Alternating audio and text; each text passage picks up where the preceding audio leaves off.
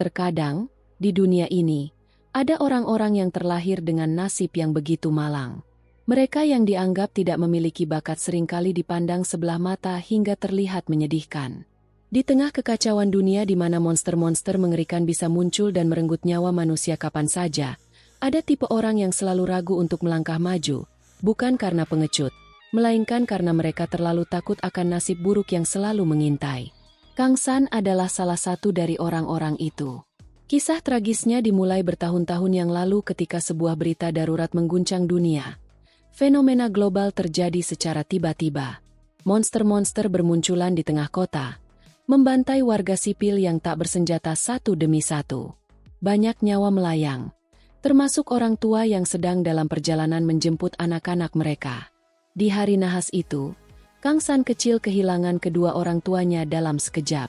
Seolah kehilangan keluarga belum cukup menyakitkan, harta benda peninggalan orang tuanya direbut oleh kerabat jauh yang bahkan tak ia kenal namanya.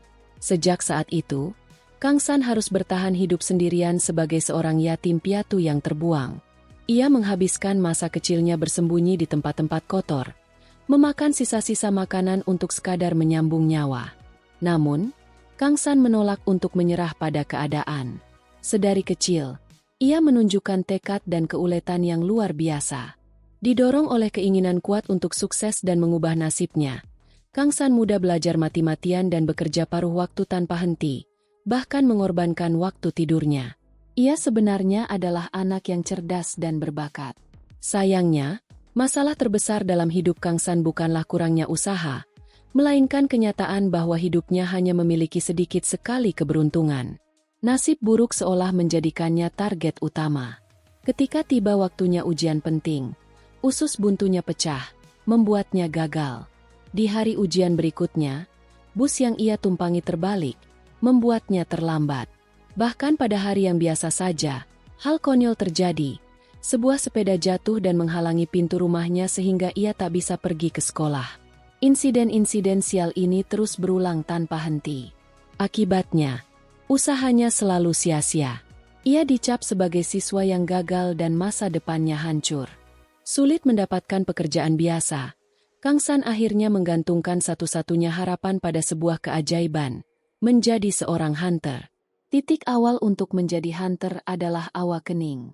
Sementara mereka yang terpilih oleh para dewa menunjukkan bakat alami sejak lahir, orang biasa masih bisa menjadi hunter jika mereka berhasil membangkitkan bakat yang didapat pada usia 20 tahun. Demi hari itu, Kang San tidak pernah melalaikan latihannya. Ia membentuk fisiknya, berharap kerja kerasnya selama ini akan terbayar. Namun, kenyataan kembali menamparnya dengan keras. Saat dokumen evaluasinya keluar, stempel merah raksasa menghancurkan mimpinya. Peringkat F. Staf administrasi dengan dingin menjelaskan bahwa Kang San bangkit tanpa kemampuan khusus apapun. Jika bakat alami berada di 1% teratas, maka kondisi Kang San adalah 1% yang paling bawah.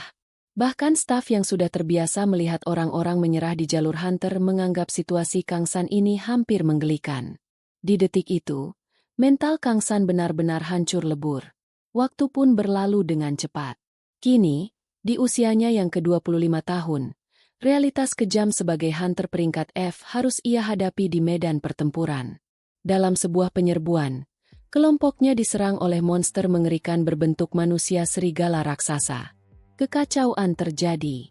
Di depan mata Kang San, salah satu rekan timnya dihantam dengan sangat keras oleh monster itu hingga tulang lengannya patah seketika.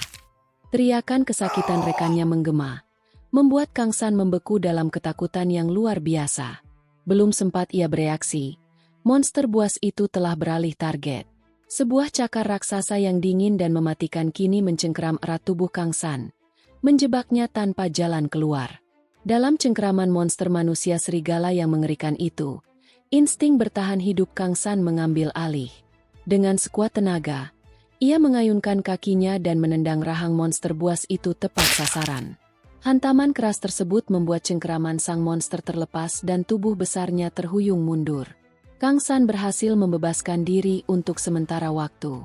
Di sudut lain, rekan satu timnya, seorang tanker yang lengan kirinya sudah patah dan terluka parah, berteriak putus asa.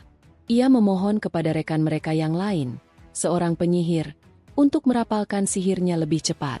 Namun, penyihir yang terlihat arogan itu justru merespons dengan ketus. Dengan tangan yang masih mengumpulkan energi api, ia menyuruh mereka untuk bertahan sedikit lebih lama, secara merendahkan memanggil mereka dengan sebutan tameng daging. Kang San hanya bisa mengumpat kesal dalam hatinya. Pikiran Kang San berkecamuk, menyadari betapa bodohnya keputusan untuk bergabung dengan kelompok konyol ini. Komposisi tim mereka sangat buruk. Hanya ada satu penyihir dan 2 tanker peringkat F. Strategi mereka seharusnya sederhana. Para tanker mengulur waktu dan menahan serangan monster sementara sang penyihir menyiapkan sihir pamungkas untuk membunuh target. Namun, penyihir itu terlalu lambat dan gagal melakukan tugasnya tepat waktu. Situasi berubah dari buruk menjadi mimpi buruk ketika seekor monster serigala kedua muncul. Meski Kang San tahu bahwa monster berwajah serigala ini tidak memiliki kekuatan yang luar biasa secara individu, menghadapi 2 ekor sekaligus tanpa bantuan serangan sihir adalah hukuman mati bagi tanker peringkat F sepertinya. Saat Kang San menguatkan diri untuk menghadapi akhir yang terburuk, sang penyihir akhirnya berteriak. Selesai. Semuanya menyingkir. Pilar api raksasa mulai terbentuk dari tangannya. Dengan wajah penuh percaya diri, penyihir itu berseru bahwa ia akan menyapu bersih monster-monster tersebut. Kang San dan rekannya yang terluka seketika menoleh dengan tatapan penuh kelegaan dan harapan. Namun, harapan itu hancur berkeping-keping dalam hitungan detik.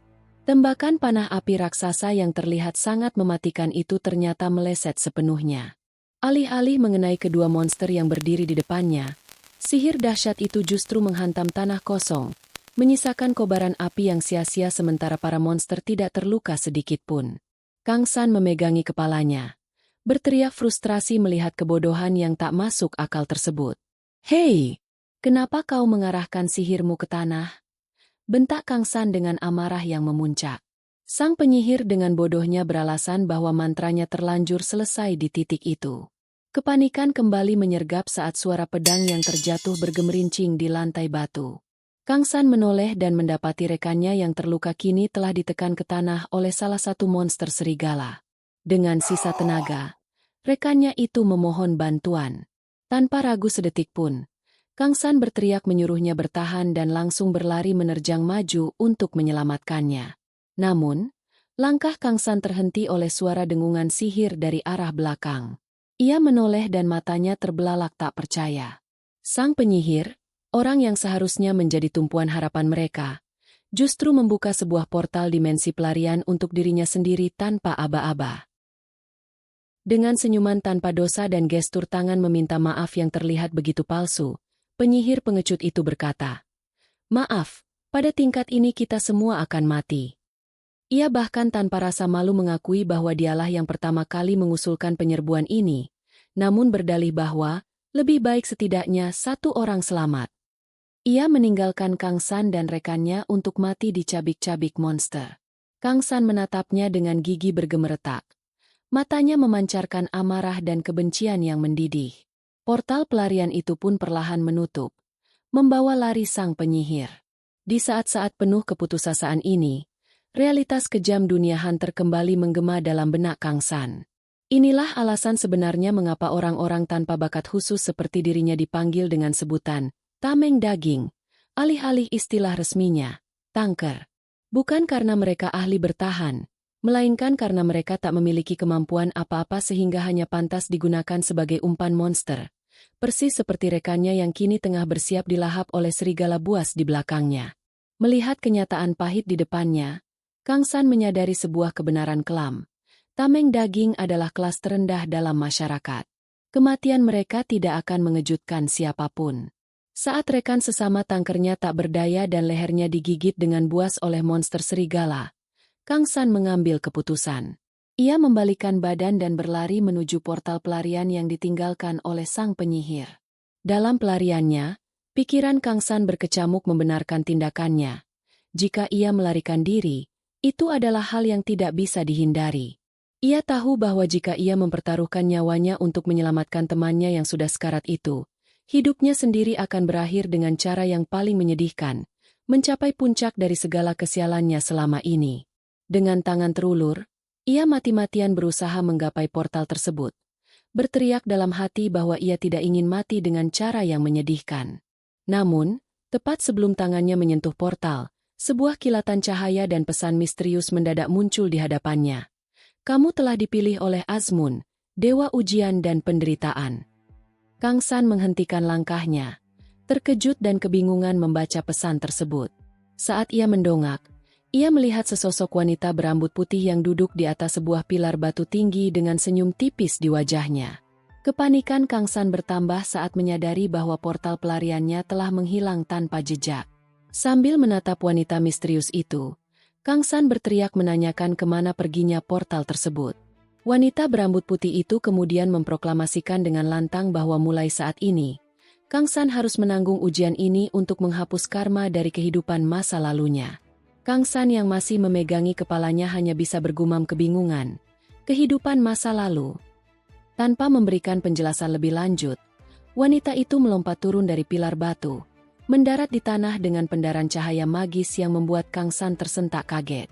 Namun, sebelum Kang San bisa mencerna apa yang sebenarnya terjadi, sebuah tragedi tak terduga menghantamnya. Dari arah belakang, cakar monster serigala yang buas tiba-tiba menembus dada Kang San hingga cairan merah menyembur keluar. Kang San menatap dadanya yang tertembus dengan tatapan kosong, nyaris tak percaya dengan akhir hidupnya yang tragis. Di saat-saat terakhirnya itu, wanita berambut putih tersebut menatapnya dengan senyuman misterius dan meninggalkan sebuah pesan teka-teki. Jadi, buatlah pilihan yang bijak.